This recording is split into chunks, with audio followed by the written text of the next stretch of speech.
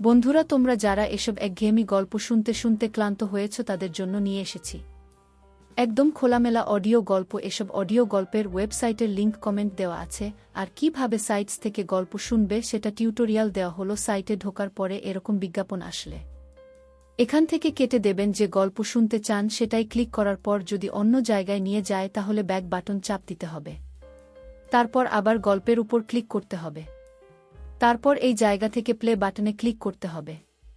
Play বাটনে click করার পর যদি আবার বিজ্ঞাপন আসে তাহলে বিজ্ঞাপন এখান থেকে কেটে দিতে হবে। আমার নাম আরশি, আমি ইতিহাস বিভাগের একজন আগ্রহী ছাত্রী। ইতিহাস সবসময় আমার খুব প্রিয় বিষয়। আমার সৎ ভাই সুমন ভাইজা বয়স 21, তার সঙ্গেও আমার একই কলেজে পড়াশোনা। আমি প্রথম বর্ষে আর ভাইয়া দ্বিতীয় বর্ষে। আমরা একসঙ্গে ইউনিভার্সিটিতে যাই প্রতিদিন সকালে।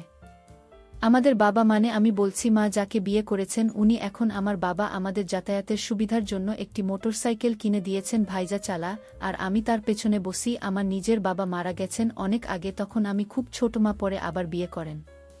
নতুন পরিবারটা অনেক আন্তরিক। সুমন ভাইজা বরাবরই শান্ত, দায়িত্ববান আর আমার প্রতি ভীষণ যত্নশীল। আমাদের দৈনন্দিন জীবনটা ছিল বেশ গোছানো। সকাল 8টায় বাবা মা দুজনেই অফিসে যান, আর তারপর আমরা দুজন ভাইবোন বাড়িতে তৈরি হই ক্লাসে যাওয়ার জন্য। একটা মাত্র বাথরুম, তাই সাধারণত আমি আগে গোসল করি, তারপর ভাইজা। আমি একটু বেশি সময় নেই, কারণ মেয়ে হিসেবে একটু প্রস্তুতির বাড়তি সময় তো লাগেই। সেই রুটিন মাফিক জীবনের একদিন হঠাৎ একটা ছোট্ট ঘটনা ঘটে গেল, যেটা আমার মনকে একটু অস্থির করে দিয়েছিল। সেদিনও মা বাবা অফিসে গেলেন যথারীতি। আমি বস্তা শেষ করে বাথরুমে ঢুকে দরজা বন্ধ করলাম। এমন সময় হঠাৎ মনে হলো দরজার নিচে যেন একটা ছায়া দেখা যাচ্ছে। প্রথমে ভাবলাম হয়তো লাইটের প্রতিফলন বা চোখের ভুল, কিন্তু যখন মুখে ফেস ওয়াশ লাগাচ্ছিলাম তখন আবার ছায়াটা নড়ল। আমি এক মুহূর্ত চুপ করে দাঁড়িয়ে রইলাম।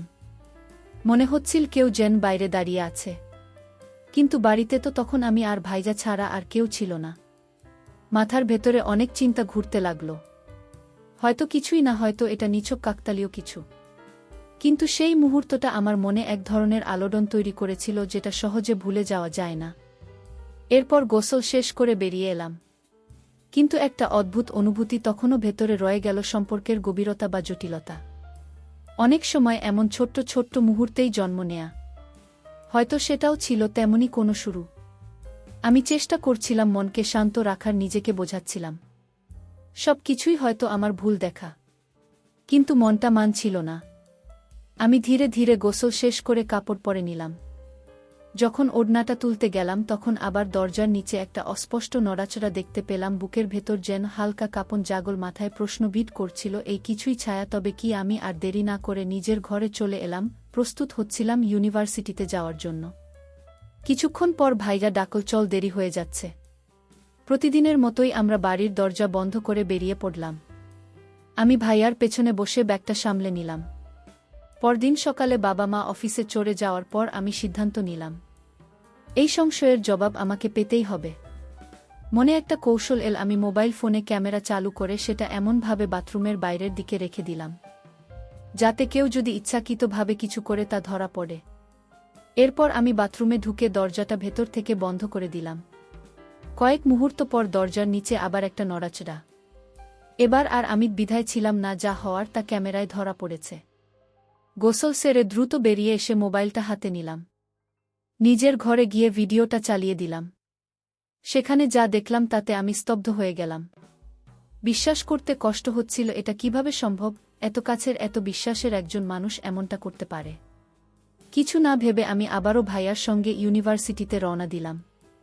পেছনে বসে ওর কাঁধে হাত রেখে বসেছিলাম, একটু শক্তভাবে। তখনও অবাক হয়ে বলল, তুই ঠিক আছিস তো? আমি বললাম, হ্যাঁ ভাই, একটু অস্বস্তি লাগছে। তাই পুরো দিনটা অস্থিরতায় কাটল। ক্লাসে মন বসছিল না, আর বারবার মনে হচ্ছিল আমি যা জানি তা ওকে বলব কিনা। দুপুরে বাড়ি ফিরে এলাম। তখনও সিদ্ধান্ত নিতে পারছিলাম না ভাইজাকে বলবো নাকি চুপ করে থাকব। রাতে শুইয়ে বারবার পাশ ফিরছিলাম, কিছুতেই ঘুম আসছিল না। অবশেষে আবার সাহস করে সেই ভিডিওটা চালিয়ে দেখলাম নিঃশব্দে একা। অনেক ভেবে আমি শেষমেশ এই ভিডিওটা সুমন ভাইয়ার মোবাইলে পাঠিয়ে দিলাম। আমি চেয়েছিলাম সে জানুক আমি সব বুঝে ফেলেছি। সময় কাটছিল ধীরে ধীরে, 15 মিনিট, আধা ঘন্টা, তারপর 1 ঘন্টা পেরিয়ে গেল, কিন্তু কোনো উত্তর এল না। সারা রাত কেটে গেল এমনভাবেই, কোনো প্রতিক্রিয়া ছাড়া। পরদিন ছিল রবিবার, আমরা সবাই বাড়িতেই ছিলাম। সকালের নাস্তা সবাই একসাথে খেলাম। আমার ভিতরে তখনও চলছিল একটা ঝড়। নাস্তার সময় বলতে চেয়েও কিছু বলিনি। ভাইয়ার আচরণ ছিল স্বাভাবিক, যেন কিছুই ঘটেনি। মনে হলো ভিডিওটা হয়তো সে এখনও দেখেনি।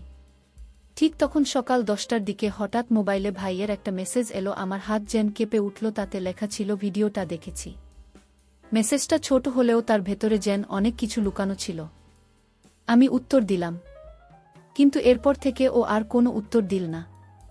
দুপুরের খাবার টেবিলে আমরা সবাই একসাথে বসেছিলাম।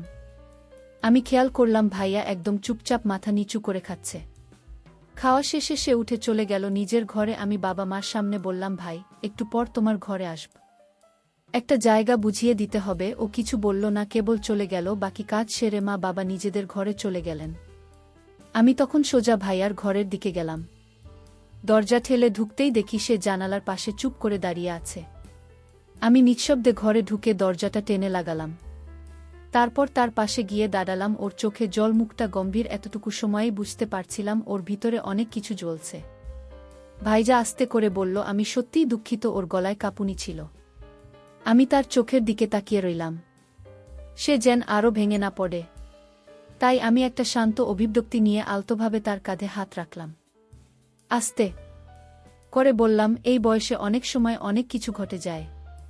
ফুলের মতো মনে হলেও তা নিয়ে নিজেকে শেষ করে দেওয়ার কিছু নেই। ভাইজা তখন বলল, কিন্তু আমরা তো ভাই বোন, এটা তো ঠিক না। আমি মৃদু হেসে বললাম, আমি জানি তুমি অনুতপ্ত, আমার কাছে সেটা বড় কথা। আমরা দুজনেই পরিণত দায়িত্ববান, তাই আমাদের যা কিছুই হোক সেটা যেন আমাদের সম্পর্কে অশ্রদ্ধা না আনে। আমার কথায় ভাইয়া খানিকটা স্বাভাবিক হলো। আমি বুঝতে পারছিলাম এই পরিস্থিতি একটা গুরুত্বপূর্ণ বাঘ। এটাকে কিভাবে সামলানো হবে সেটাই ভবিষ্যৎ ঠিক করে দেবে। আমি জানতাম ওর চোখে অপরাধবোধ রয়েছে, কিন্তু হয়তো আমি একটু বেশি কড়া কথা বলে ফেলেছি। ওর মুখের অভিব্যক্তি দেখে মনে হচ্ছিল খুব ভেঙে পড়েছে।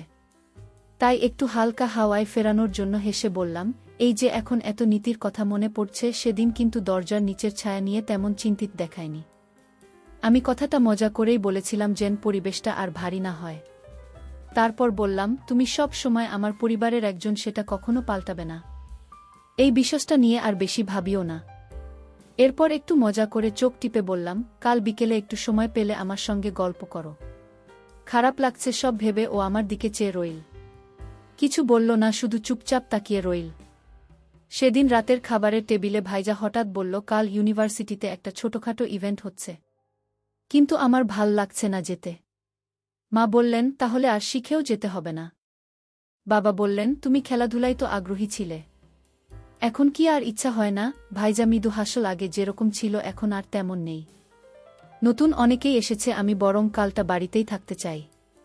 আমি ভাইয়ার দিকে তাকিয়ে হালকা হাসলাম।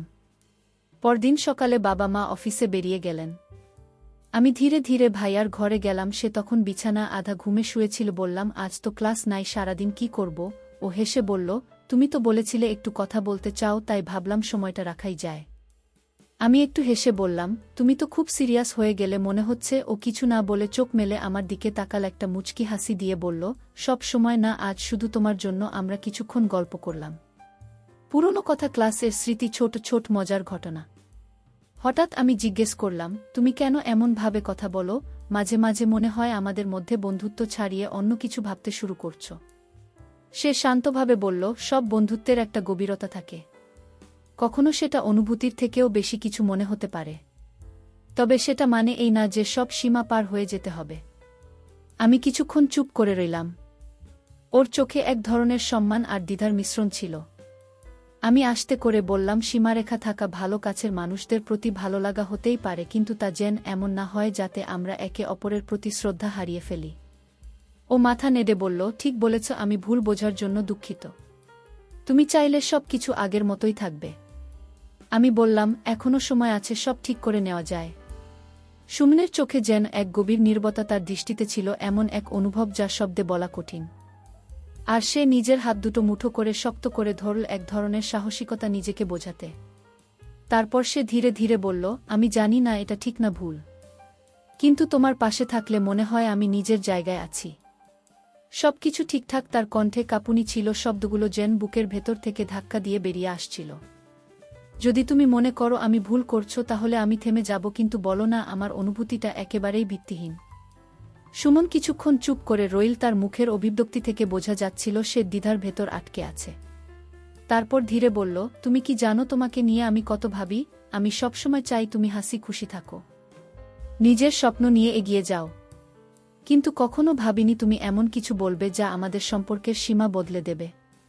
আর সে জিজ্ঞেস করল, তবে কি তুমি ভাবো এই অনুভবটা ভুল? সুমন দীর্ঘশ্বাস ফেলে বলল, আমি জানি না ভুল কি ঠিক, শুধু জানি তুমি আমার জীবনের এমন একজন যাকে ছাড়া আমার গল্প সম্পূর্ণ মনে হয়। কিন্তু আমি ভয় পাই যদি এই পথটা আমাদের আগের সম্পর্কটাই কেড়ে নেয়। আর সীতার হাত ধরল, বলল, ভয় পেও না।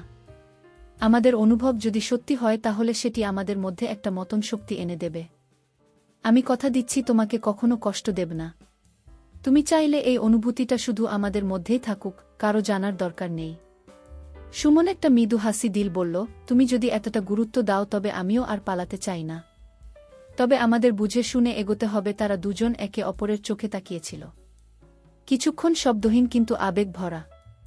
এরপর ধীরে ধীরে তারা একে অপরের দিকে এগিয়ে এল, যেন একটি নতুন অধ্যায়ের দরজায় দাঁড়িয়ে। সেই দিন থেকে তাদের সম্পর্কে রং বদলে গেল। আগে যা ছিল বন্ধুত্ব তা এখন হয়ে উঠল এক গভীর ভালোবাসার অনুভব। কিন্তু এই অনুভূতির স্বীকৃতি ছিল কেবল তাদের নিজেদের মধ্যেই, একটি নীরব সংরক্ষিত অধ্যায় যা বাইরের জগৎ জানে না। পরদিন সকালে আর সে কিছুটা চিন্তিত ছিল।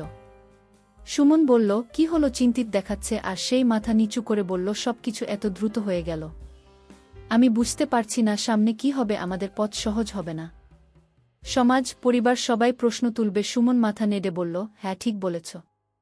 তাই এখন থেকে আমাদের প্রতিটি পদক্ষেপ সতর্ক হতে হবে। আমরা নিজেরাই নিজেদের বিশ্বাস করতে পারলেই বাকিদের মানানো সময়ের ব্যাপার। সুমন ধীরে ধীরে আশির দিকে এগিয়ে এসে বলল, যখন ভালোবাসা সত্যিকারের হয় এখন আমাদের কাউকে কিছু প্রমাণ করার দরকার পড়ে না। শুধু একে অপরের পাশে থাকাটাই সবকিছু। আর সে তার কথা একটু আশ্বস্ত হল। সে সুমনের চোখের গভীরে তাকিয়ে বুঝতে পারল এই মানুষটার সঙ্গেই তার মনের যোগ। ভয় পাওয়ার কিছু নেই। সুমন বলল, তুমি চাইলে আমরা আমাদের সম্পর্ক এখনই সবার সামনে আনতে পারি না। তবে সঠিক সময় এলে আমরা কাউকে লুকাবো না। আর সে হাসি মুখে বলল, আমি শুধু চাই আমরা যেন সবসময় একে অপরকে বুঝি। যদি বিশ্বাস থাকে সব বাধা আমরা পার করতে পারব। পরবর্তী কিছুদিন ছিল নিঃশব্দ কিন্তু সুন্দর। তারা দুজনেই সিদ্ধান্ত নিয়েছিল এই ভালোবাসা কখনো তাদের পড়াশোনা বা ভবিষ্যতের পথে হবে না। তারা একে অপরকে স্পেস দিতে সমর্থন করত। কিন্তু ভালোবাসা এমন এক আবেগ যাকে চেপে রাখা কঠিন। একদিন কলেজের ক্যান্টিনে বসে তারা মৃদু গলায় কথা বলছিল, হাসছিল। ঠিক তখনই রিমা, তাদের ঘনিষ্ঠ বন্ধু, সেখানে এসে পড়ে। সে হেসে বলল, এই যে খুব গোপন গোপন কথা হচ্ছে নাকি? আর সে ও সুমন কিছুটা অপ্রস্তুত হয়ে গেল। সুমন হালকা করে হেসে বলল, না রে, তেমন কিছু না। সেমিনারের আলোচনা হচ্ছিল। কিন্তু রিমা বুঝতে পারছিল এখানে কিছুর গন্ধ আছে। সেদিন সন্ধ্যায় সুমন একা ছিল বাসায়। হঠাৎ ফোন বেজে উঠল আরশি। তার গলা ছিল চিন্তার ছায়া। তুমি কি ছাদে আসতে পারবে? খুব জরুরি কথা আছে। আরশি বলল। সুমন ছাদে গিয়ে দেখে আরশি আগেই সেখানে দাঁড়িয়ে, হাতে একটি লাল গোলাপ। আমি আর লুকিয়ে রাখতে পারছি না। সে বলল, আমি তোমাকে ভালোবাসি সুমন, আর এই সত্য সবাই জানুক আমি চাই। সুমন স্তব্ধ হয়ে গেল। কিছুক্ষণ চুপ থেকে বলল, তুমি কি জানো এর মানে কি? সমাজ, পরিবার, বন্ধুবান্ধব সবাই প্রশ্ন তুলবে। আরশি ধীরে বলল, তাদের চিন্তা আমার নয়। আমি শুধু চাই তুমি আমার পাশে থাকো, তাহলেই আমি সব প্রশ্নের উত্তর খুঁজে নেব। সুমনের চোখে জল এসে গেল। সে গোলাপটি হাতে নিয়ে বলল, তোমার সাহস আমাকে সাহসী করে তোলে। যদি তোমার ভালোবাসা এতটাই সত্যি হয় তবে আমি সব বাধা অতিক্রম করব। তার কথা শুনে আশির চোখে এক আশ্রয়ের মমতা ফুটে উঠল। সে হাসল। সেই হাসিতে ছিল বিশ্বাস আর নির্ভরতা। তারা একে অপরকে জড়িয়ে ধরল। সেই আলিঙ্গন ছিল নীরব, অথচ এত গভীর যেন হাজার শব্দেও প্রকাশ করা যায় না। সেই মুহূর্তে যেন সময় থেমে গেল। কেবল ছিল তাদের নিঃশ্বাসের শব্দ, হৃদয়ের স্পন্দন, আর সেই অদৃশ্য প্রতিজ্ঞা, আমরা একসাথে থাকব। যাই হোক না কেন। এই ভালোবাসা এখন আর কেবল একটি গোপন অনুভব ছিল না। এটি ছিল এক সাহসিকতার গল্প, এক সম্পর্কের শিখ যা সময়ের সাথে আরও গভীর হবে।